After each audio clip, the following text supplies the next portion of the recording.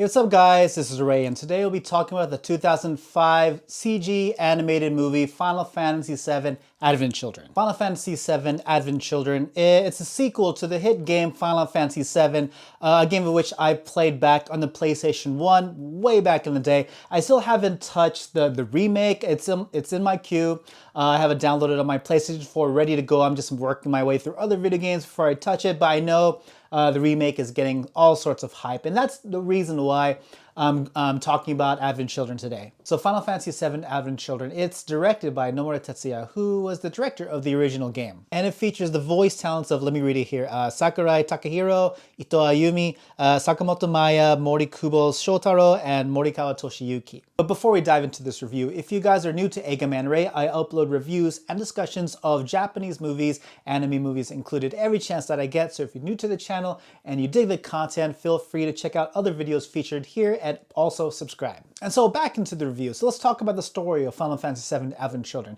I am not going to explain the events of Final Fantasy VII, the original game, because that'll take too much time, but I do feel like knowledge and also just experience of completion of the game Final Fantasy VII is somewhat required to jump into Advent Children. So I'm just going to jump right into the story of Advent Children. It takes place 2 years after the events of the original game. Midgard is dealing with the fallout of Sephiroth's final spell meteor, basically obliterating the city. And there's this new sickness going around called geostigma. It's kind of like radiation poisoning of sorts, but it's affecting different characters here and there, including our main guy, Cloud. And also succeeding Sephiroth as the big bad of the story, we are introduced to 3 villains. There's Kadaj, there's Laws, and there's Yazoo. And their main mission is to go around and collect children who are afflicted with geostigma, you know, the titular Advent Children. And in doing so, they hope to initiate the reunion, which is basically their plan in collecting everyone who shares Jenova's cells, resurrecting Sephiroth, and plotting world domination. So that's the gist of the story of Final Fantasy VII Advent Children.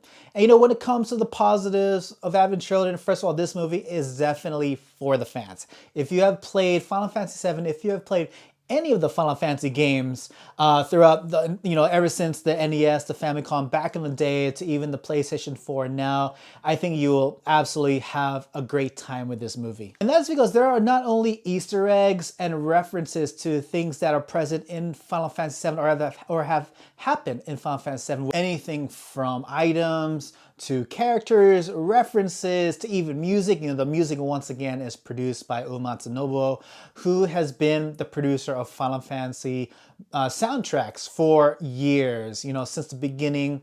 And we get rearrangements of some of the most memorable Final Fantasy VII tracks in this, in Advent Children, and a lot of which was performed by the Black Mages, who are essentially Uematsu's progressive heavy metal band who does all Final Fantasy music covers. And not only the Easter eggs and fan service, but I think fan service is also catered to with the action sequences. The action is just so good. It's just so hype. I mean, I think if you were to watch this with a fresh set of eyes, you would think, oh man, they just don't care about physics in this movie. They're just scaling tall buildings like they're Superman.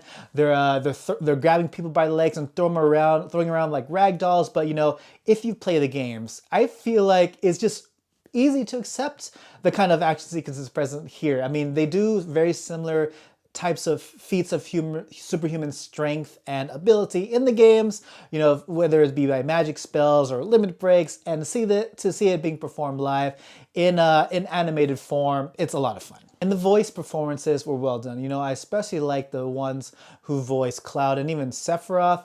Sephiroth just sounds so cool and so scary. I think it's a perfect representation of how he would probably sound like in the old PlayStation 1 game. And I think visually, just 100%, this movie is fantastic. Everything is beautifully animated. Even to this day, this movie was released in 2005. The CG still holds up to this day. The way the characters move, the way the characters fly, the way their clothes flutter, or their hairs just flap in the wind. Everything still holds up to this day, and everything still is beautiful. And I honestly think, if they had released this movie instead of Final Fantasy: The Spirits Within, Square Pictures, or Square Enix's movie studio would probably still be in business. That's another topic for another day, but yeah, going back to Advent Children, absolutely stunning with its visuals, and not just only that, not only in the surface level, but when it comes to just, character representation and just accurately portraying how everything from the settings even to how some of the special attacks and magic spells would be portrayed in a movie form. This movie is 100% legit. But a great movie doesn't come without some negatives. So when it comes to the negatives of Final Fantasy VII Advent Children, the story, I think the story is pretty convoluted, and it starts with the pacing. There are a lot of pacing issues, like the build up to some of these key events that happen in the story are very slow, full of tons of exposition, and then when you get to the action sequences, it's just nonstop, adrenaline, high octane, just full of hype. But then to get to that point, you have to sit through quite a bit. And going back to what I was saying, the plot, it's a bit convoluted. Like, the title of the movie is Advent Children. The Advent Children were a central point to the plot up until probably the halfway point. I think about during the halfway point in the movie, the kind of plot, the kind of tension that centers around Cloud trying to stop Kadaj and his crew from collecting these kids with geostigma just kind of gets forgotten about. And instead, you just focus on the final confrontation, the battle between Cloud and Sephiroth, and yeah, you just forget about that plot of collecting children. I mean, I guess it's understandable. I mean, you have all your old favorite Final Fantasy VII characters popping in and out of the story. You have a final battle with a giant Bahamut. You got limit breaks. You got Sephiroth fighting Cloud. You got Omnislash. Who cares about little kids, right? The joking aside, I think probably the biggest flaw or the biggest negative when it comes to Final Fantasy VII Advent Children is that this movie doesn't cater to new fans. I mentioned that in the beginning. If you haven't played Final Fantasy VII at all, you will not understand anything that happens in this story. They do a bit of work in explaining a little bit of what happened in Final Fantasy VII. It does an all right job, but you just know there's a lot of missing pieces, a lot of key events that made Final Fantasy VII as memorable as it was.